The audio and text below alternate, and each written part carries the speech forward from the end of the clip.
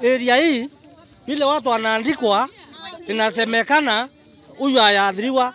Nani hapa hakuadhiriwa? Nani nyumba yake ya maji? Watu waogope Mwenyezi Mungu, watu wote waundumue pamoja. Hii watu wako hapa wale walinunua unga jana ilienda na maji. Ilienda yote. Leo hii Hakuna kulala. kuna mama hapa suburia, kitanda. Sasa kitanda moja ndiye nabaki kwa nyumba, nasema tumsaidie tutoe.